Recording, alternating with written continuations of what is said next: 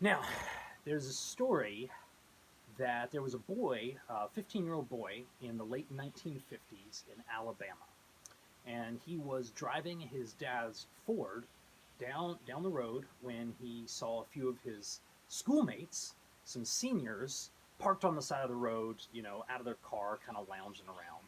And they yell at him and they wave him over, and so he pulls off the side of the road and he, gets out of the car and starts talking with them.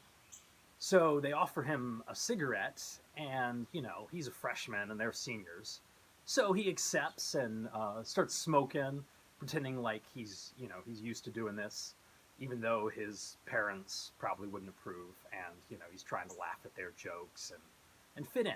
So one of the older boys asks the younger boy, "Hey man, give me your keys. I want to take it for a spin." And this is his dad's Ford. So the younger boy refuses.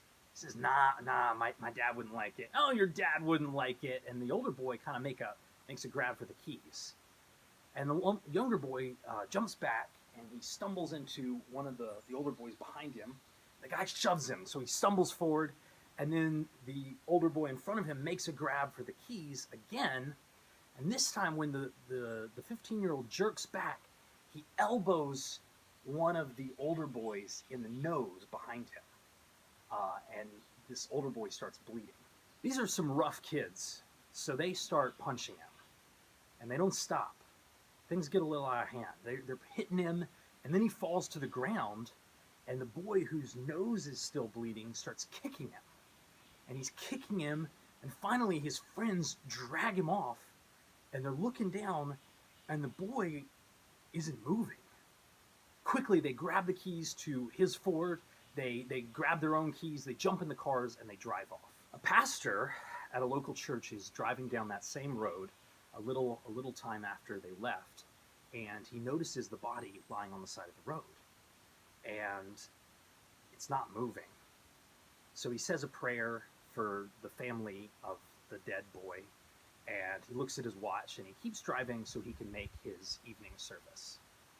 Then a deacon at another local church is driving down that same road, and he's a little bit late from work, so he's trying to rush to get home, and he notices the body on the side of the road, so he quickly pulls off to the side, but he's looking and it's not moving, and so he looks at checks his watch and he quickly drives off, hoping he can make it home in time so that his wife doesn't get onto him for being late one more time, as he's been late often. A young black boy, though, is driving down that same road, and he's driving a battered old pickup truck. And when he sees the body lying on the side of the road, he immediately pulls the truck over and yells, "Oh shit!" And he jumps out of the truck and he rushes over to the body and he feels for the pulse, just like he's seen done in movies, and he can feel it. The boy's still alive. So gently, he reaches down, he picks up the boy, and he carries him and he puts him in the back of his own truck. So the 18-year-old black kid takes off his own shirt and he mops up as much of the boy's blood as he can, and then he puts on his shirt again and he starts up the car and he drives to the closest hospital he knows of. Now, when he gets there, he gets out of his car, he picks up the 15-year-old in the back, and he goes into the hospital.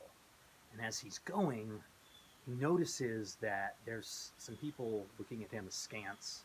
He's getting some dirty looks from people along the sidewalk, but he's too worried about this kid in his arms, and so he keeps walking. He pushes in, and he goes to the reception. The lady at the reception, without even looking up, says, "You can't be in here, boy." And he says, "No, you have to help this kid." And she looks up, and then her face darkens, and she says, "What happened? You tell me what happened." And at that moment, he looks around, and he realizes that everyone else in that emergency room is white. And he sees that outside the door, there's people starting to congregate, and they're muttering, and they're talking to each other, and they're pointing towards the hospital door that he just entered. And he realizes that this is getting dangerous, that this isn't good. And so he pulls out $200 from his pocket and throws it on the counter, and he says, "This is all I got. You take care of him, and when I can, I'm going to come back and I'm going to pay you for the rest of the expenses. If he needs anything else." Now, the story of the Good Samaritan might be 2,000 years old, but the questions that it raises are just as relevant today. Are we willing to go out of our way, putting ourselves in danger to help people that we've been raised to hate? Or maybe that we haven't been raised to hate, but that we naturally do hate, or that we dislike, or that we hold in contempt for some reason. Are Republicans willing to go out of their way and put themselves in danger in order to help Democrats? Are Democrats willing to do the same for Republicans? Are the people that you most hate, are you willing to put yourself in harm's way for them? Are you willing to be a neighbor to them? Am I? This is a question we should all ask ourselves.